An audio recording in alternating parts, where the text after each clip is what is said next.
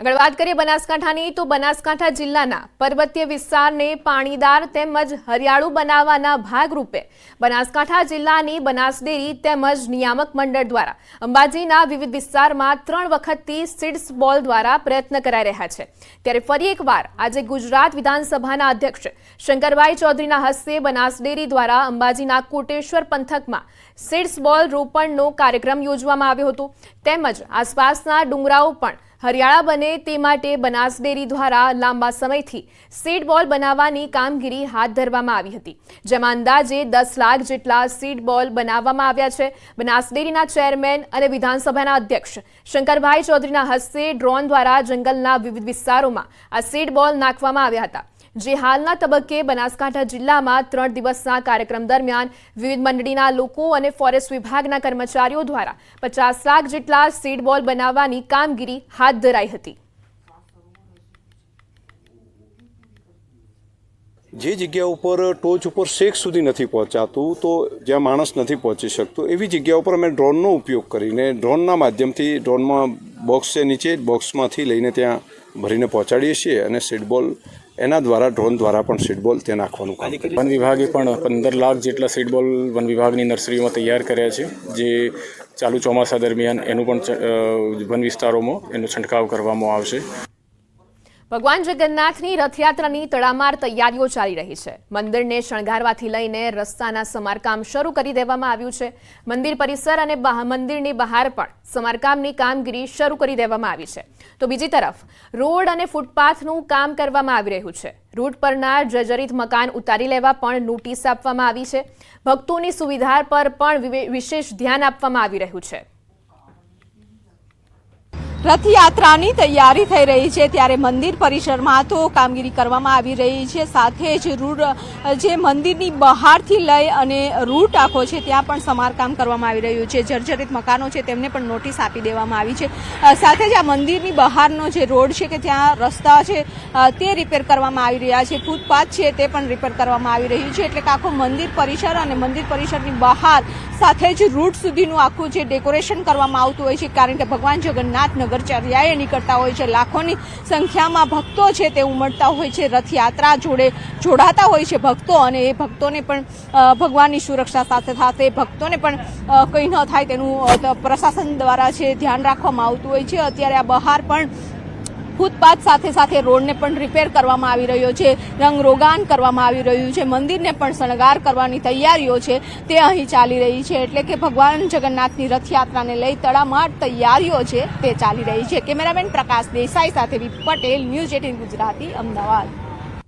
અમદાવાદના વસ્ત્રાલમાં ભગવાનના મામેરાની તૈયારીઓ પૂરજોશમાં શરૂ। મૂળ સાબરકાંઠાના વતની અને હાલ વસ્ત્રાલમાં રહેતા વિનોદ પ્રજાપતિને મળ્યો છે મામેરાનો લાવો। મામેરાને લઈ વિનોદભાઈના પરિવાર અને સોસાયટીના રહીશોમાં ઉત્સાહ જોવા મળી રહ્યો છે। ભગવાનના મામેરામાં સોસાયટીના લોકો જ નહીં, વિનોદભાઈના વતન સહિત 42 ગામના લોકો પણ જોડાશે। ગામના લોકો સહિત તમામ શ્રદ્ધાળુઓ માટે ભોજનની વિશેષ વ્યવસ્થા કરાઈ છે। સાથે વાત કરીએ ભગવાનના શૃંગારની, તો ભગવાનના વિશેષ વાઘા તૈયાર થયા છે, રત્નજડિત આભૂષણો બનાવાયા છે, ત્યારે સૌ કોઈ ભગવાનનું સામયું કરવા થનગની રહ્યા છે।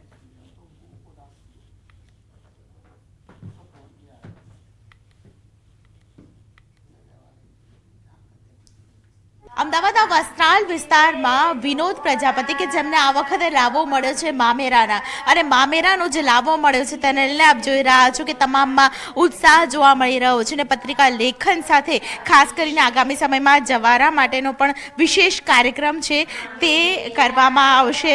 વાતચીત કરવા માટે મારી સાથે વિનોદભાઈ પ્રજાપતિ છે, તેમની સાથે વાત કરીશું। વિનોદભાઈ, આ વખતનું આયોજન મામેરાનું અત્યાર સુધીનું જે આયોજન છે તેના કરતાં આ વખતનું આયોજન કેટલું અલગ પડશે અને કેવી તૈયારીઓ ચાલી રહી છે? તૈયારીઓમાં તો એવું છે કે અમે જગન્નાથ ભગવાન જ્યારે આપણા ઘરે આવવાના હોય એટલે કોઈ કચાશ ના રહી જાય એનું અમે માઇક્રો લેવલે પ્લાનિંગ તો કરતા રહીએ છીએ। 3 તારીખે જ્યારે આવશે ગામના લોકો, 42 ગામના લોકો એક સાથે આવશે, આપણે પણ આયોજન ખૂબ જ મોટું કર્યું છે, તો ગામના લોકો પણ સચવાઈ જાય અને ગામની રૂઢિગત પરંપરાગત રીતે આપણું મામેરું પણ થાય તે પ્રકારની તૈયારી કેવી કરી છે? એમાં તૈયારીમાં આપણે સોસાયટીના સભ્યો, જે અમારી આ જે સોસાયટી 166 મકાન છે જ્યારે અમે પહેલી મિટિંગ મામેરું લાગ્યું ત્યારે કરી, ત્યારે એ લોકોએ કીધું કે ભાઈ અમે બી 2-3 દિવસ કામ રોકી અને 100% ભગવાન જગન્નાથ ભગવાન આવતા હોય તો અમે એને સમર્પિત થઈ જઈશું. અને સોસાયટીમાં એન્ટ્રી દર્શન માટેની થી માંડીને પ્રસાદ તથા બેસવાની વ્યવસ્થાનું બહુ સુઆયોજિત પ્લાનિંગ કરેલું છે. પ્લાનિંગ એવું છે કે આપણે જ્યારે ઘરમાંથી એન્ટ્રી કરીશું ત્યારે આ સામે ભગવાનના 3 ઓપ્શન હતા, એટલે બધાએ સિલેક્ટ આ કર્યું. એટલે અહીંયા આખી આ દિવાલ ઉપર આ ભગવાનનો ફોટો રહેશે મેઇન. પછી આ જે સ્ટેપ પિંક કલરને દેખાય છે, આ ટેબલ છે, અહીંયા ભગવાનનું સ્થાપન રહેશે અને 2 બાજુ ટેબલમાં બાકીના બધા વાઘા, પછી એમના જે આપણે ચાંદીના હાર, અછોડા, એ બધી જે તૈયારીઓ ચાલે છે એ આપણે કરીશું, બરાબર. અને ત્યાર પછી આજે અંદર જે આ ગોઠવણી કરવાની છે એની વાત કરું તો જે ટોટલ અમારી આ જે મેઇન રોડ છે એ 30 ફૂટનો છે. એ 30 ફૂટમાંથી આપણે 15 ફૂટ કવર કરીએ છીએ, 15 ફૂટ ખુલ્લું રાખીએ છીએ સોસાયટીના સભ્યોને જવા માટે. તો ભગવાનનું મહામૂલું મામેરું કે જેના ઉત્સાહ છે તે ઉત્સાહ બેવડાયો છે. ધીમે ધીમે જેમ દિવસો વીતતા જાય છે તેમ તેમ પરિવારમાં ખુશી વધતી જાય છે અને જે પ્રકારનું આયોજન કરવામાં આવ્યું છે, માઇક્રો લેવલનું આયોજન કરવામાં આવ્યું છે, મેપ બનાવવામાં આવ્યો છે, પત્રિકા લેખન થઈ ચૂક્યું છે, જવારા હવે વાવવામાં આવશે અને જે રીતે ઘરમાં લગ્ન હોય તે પ્રકારનો માહોલ પણ જોવા મળી રહ્યો છે. અને સાથે જ બસ રાહ જોવાઈ રહી છે કે ક્યારે ભગવાનને છે મામેરું અર્પણ કરવામાં આવે અને તમામ લોકોમાં ઉત્સાહ છે તે બેવડાયો છે. કેમેરા પર્સન અમિત શર્મા સાથે દીપિકા કુમાર, ન્યૂઝ 18 ગુજરાતી, અમદાવાદ. ઉનાળુ વેકેશન દરમિયાન યાત્રાધામોમાં યાત્રાળુઓની ભીડ જોવા મળી રહી છે. ત્યારે દ્વારકામાં ઉનાળુ વેકેશન દરમિયાન 13.55 લાખ લોકોએ ભગવાન દ્વારકાધીશના દર્શન કર્યા. દેશના અનેક રાજ્યોમાંથી મોટી સંખ્યામાં યાત્રિકો દ્વારકા પધાર્યા હતા. યાત્રાળુઓ સરળતાથી ભગવાન દ્વારકાધીશના દર્શન કરી શકે તે માટે તંત્રએ સારી કામગીરી કરી. તંત્રએ વૃદ્ધો અને દિવ્યાંગ લોકો માટે ખાસ વ્યવસ્થા કરી હતી. વધુમાં યાત્રાળુઓને કોઈ તકલીફનો ભોગ ન બનવું પડે તે માટે દ્વારકા જિલ્લા પોલીસ વિભાગે પણ ખાસ વ્યવસ્થા ગોઠવી હતી. ક્રોતાપ હોવા છતાં પણ મોટી સંખ્યામાં દર્શનાર્થીઓ આવ્યા. સાથે સાથે મંદિર પ્રશાસન દ્વારા પણ ડોમની અને પીવાના પાણીની સુવ્યવસ્થિત વ્યવસ્થા કરવામાં આવી હતી. આ સાથે પોલીસ પ્રશાસને પણ ખૂબ સારો સહયોગ આપી અને દર્શનાર્થીઓને મદદગાર બન્યા હતા. વાત કરીએ ભરૂચની તો ભરૂચ જિલ્લાના હાંસોટ પંથકમાં મેઘરાજાનું આગમન થયું. હાંસોટ પંથકમાં વરસાદ વરસતા વાતાવરણમાં ઠંડક પ્રસરી. ઇલાવ, સાહોલ, બાલોટા, સુણેવ, આસરમાં સહિતના ગામે વરસાદ વરસ્યો.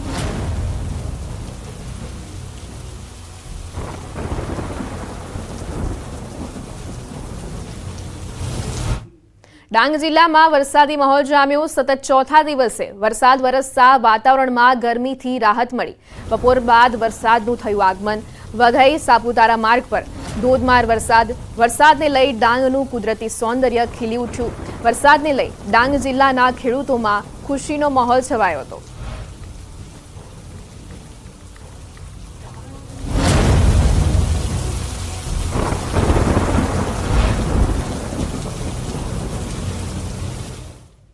નસીબની રેખાઓ ભલે હથેળીમાં હોય પરંતુ નસીબ એના પણ હોય છે જેના હાથ નથી હોતા. આ પંક્તિ યથાર્થ ઠરી છે બનાસકાંઠાના રસાડા ગામના 2 પ્રજ્ઞાચક્ષુ ભાઈઓ માટે. જી હા, ઓધારજી રાણાજી વાણેચા પરિવારમાં જન્મેલા 2 ભાઈઓ જન્મથી જ સુરદાસ હતા અને પરિવારની આર્થિક સ્થિતિ પણ ખૂબ નબળી હતી. પરંતુ માતા પિતાએ હિંમત ન હારી અને બંને ભાઈઓને ભણાવ્યા. પરંતુ બંને ભાઈઓને લઈ માતા પિતાને ચિંતા તો રહેતી, પણ કહેવાય છે ને કે કુદરતના બધા રસ્તા બંધ નથી કરતો. કંઈક આવી જ પરિસ્થિતિ અહીં પણ નિર્માણ પામી. કુદરતે બંને ભાઈઓને ભલે દ્રષ્ટિ ના આપી પણ સંગીતની કળા અને જીવવાની હિંમતરૂપી દિગ્દ્રષ્ટિ આપી. પણ જે એમના ભગવાને કુદરતે એમને આંખો નથી આપી પણ તોય છતાં એમને એટલી બધી હિંમત છે કે જો જે તબલજી પેટી બાજુ હોય, મંજીરા હોય તે ભજન કીર્તનમાં બધી જણે સારી રીતે પ્રોગ્રામ કરે છે. રાસ ગરબા પણ સારા ગાય છે અને માતાજીની કોઈ રમેલ હોય તો પણ પ્રોગ્રામ સારા કરે છે અને પોતાનું ઘરનું ગુજરાન ચલાવી રહ્યા છે.